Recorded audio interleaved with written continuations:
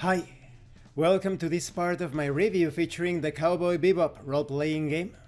If you haven't seen the other parts of my review featuring this tabletop RPG based on the popular sci-fi anime series, please check out the playlist in the description below. This time we are going to talk about hits and shocks and clocks and many other things. Let's start with hits and shocks. The bounty hunter rolls the dice and adds up the results of all dice. The test produces up to 2 hits. 1 if the total sum of the dice is equal or greater than the difficulty of the current session tab. We will talk about that later. 1 if at least 2 sixes are rolled. The test also produces a number of shocks equal to the number of ones rolled on the dice. Let's talk about absorbing shocks. If there are no shocks, the bounty hunter adds 1. Every test will always result in at least 1 shock as a baseline. The bounty hunter may then remove up to 2 shocks. They can choose to skip one or both of these steps, finding a mediation together with the big shot or game master. They may remove 1 shock by wounding a trait. On their character sheet, they draw a slash through a trait that their character used in the test. If a trait is wounded, it can't be used to add dice on a test, or to absorb more shocks. If no traits were used, the bounty hunter cannot remove a shock in this way. They may remove 1 shock by marking a bullet. On their character sheet, the bounty hunter marks one of the empty chambers in the barrel near their memory with an X. This can only happen 6 times before the character must face their past. We will talk about that later on. Any remaining shocks are for the big shot to spend. All shocks must be spent immediately after the test that produced them. When it comes to spending hits and shocks, at this point the bounty hunter spends the hits while the big shot spends the shocks. They spend their currencies at the same time. Both can be spent to pursue objectives or bring the characters closer to danger by ticking a clock. Alter the difficulty of the tab for subsequent tests. 1 hit lowers the difficulty by 1. 1 shock increases it by 1. If you have more than 1 hit or shock, you can spend them in the same way, ticking a clock or changing the difficulty once per currency spent. The big shot can also spend shocks to gain risk. This is a way to save shocks for later in the session, transforming it into risk to give the bounty hunters more consequences later on. Risk can only be stored until the end of the session. All hits and shocks must be spent or they are lost. Finally, the bounty hunter tells the story of how the character gets their results. This is incorrect. You are not telling a story, you are living an experience. You're going to be describing your actions, and when it comes to this currency to alter the results, perhaps it is permissible within the style of this anime. The player is basically going to describe all of the effects involved, but the big shot narrates how the shocks affect the fiction, explaining why things have become harder for the characters. So in this particular style, the player has a limited degree of control over immediate results, while the game master is going to handle things in a more generalized way. Now let's talk about riffs. A character's past is a heavy burden to bear, but also a useful resource. A bounty hunter can add 2 dice to the pool by marking a bullet. If a trait is wounded, it can't be used to add dice on a test. During a test, a bounty hunter can remove up to 2 wounds from their character by using this riff. This riff is called Show Your Wounds. They must describe how the character's wounds are making things hard for them, and roll with disadvantage. Then, at the end of the test, they may clear the wounds from the traits they described. A hard wound cannot be removed in this way. You also have push. Immediately after rolling the dice, if the bounty hunter doesn't get the maximum of 2 hits, they can choose to push to add 2 shocks in exchange for 1 hit. When it comes to gamble, if the bounty hunter doesn't like the result of the test, they can take a gamble, placing a bet on one of their character's traits in order to ignore the first roll completely, and make the roll again with 1 extra die.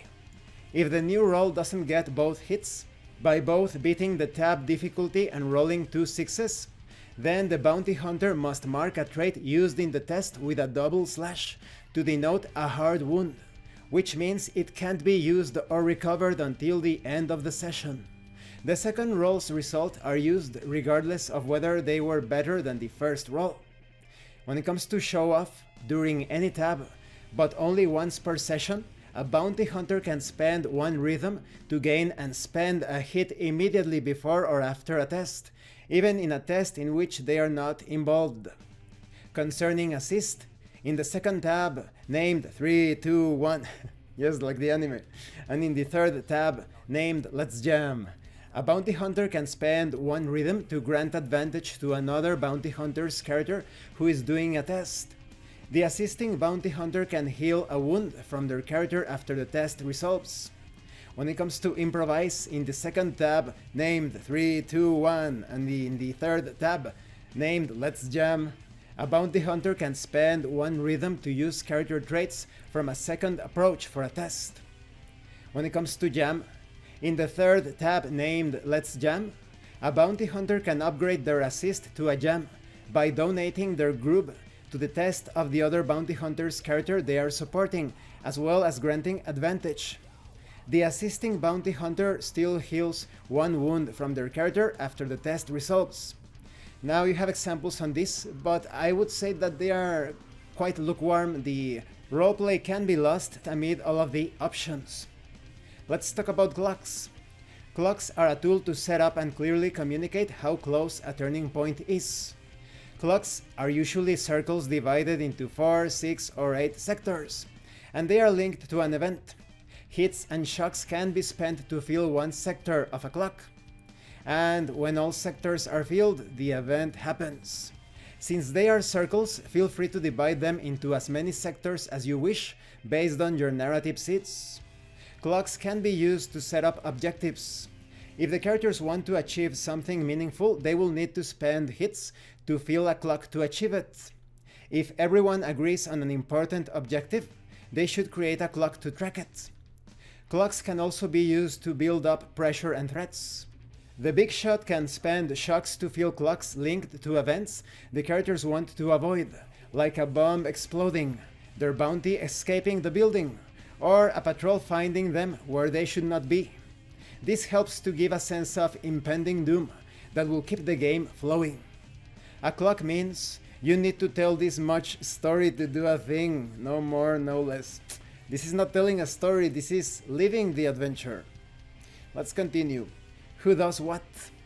Any player can ask to start a clock, but it's the big shot's job to define them. Look after them and decide what happens when they are filled. While the event tied to the clock can be suggested by anyone, the big shot must decide size, approach, and relevance. And what makes a clock? Size is the number of sectors on the clock.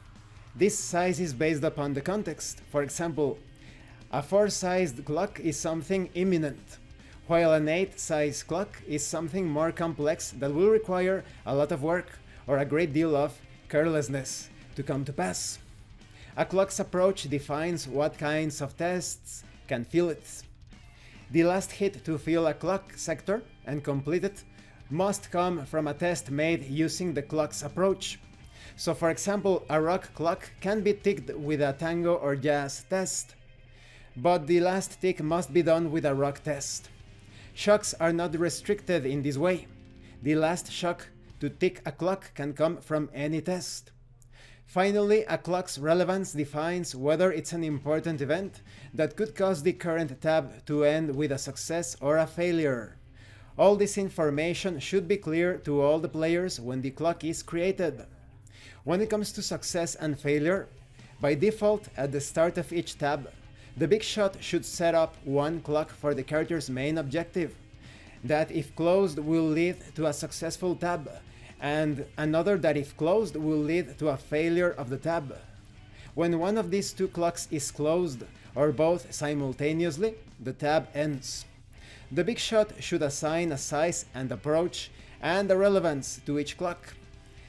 The bounty hunters must use the assigned approach to tick the last sector of the clock. Let's talk about the golden rules. There are 3 things to remember about clocks.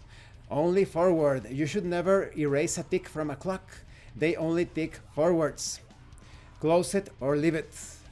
Players can open clocks to complete extra objectives or add events to a scene, but when the tab is finished, any events tied to unfilled clocks will not happen.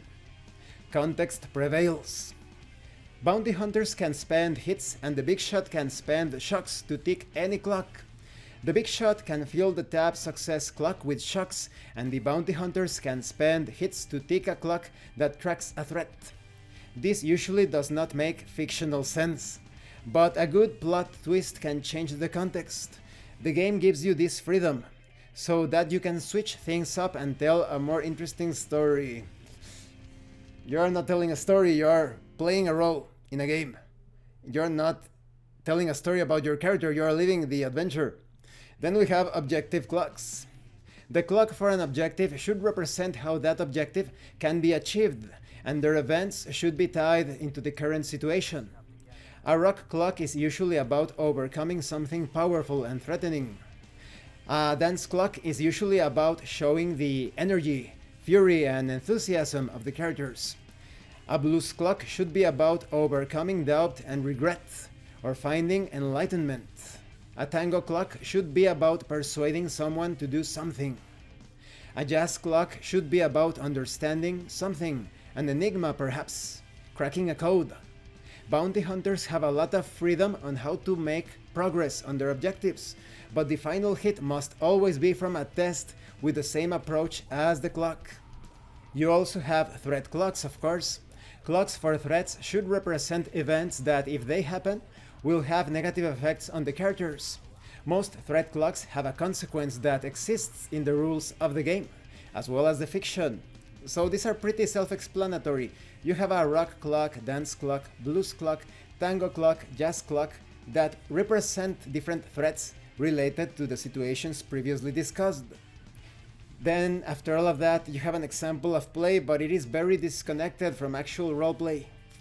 And this concludes this part of the review. In the next part, we are going to talk about the session. Now, when it comes to all of this system is quite fun and very thematic, but if you are not careful, you can step away from roleplay. So you have to be really careful in order to preserve the immersion, so that there is no disconnection between the mechanics and the roleplay. Thank you for watching this part of the review, and thank you for your likes and your comments. If you have any questions or comments, please let me know. And thank you so much to those of you that are going the extra mile to support the channel. If anyone else wishes to further support the channel, the information on how to do that will be in the description below.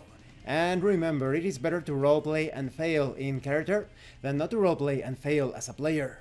Once again, thank you, and see you later.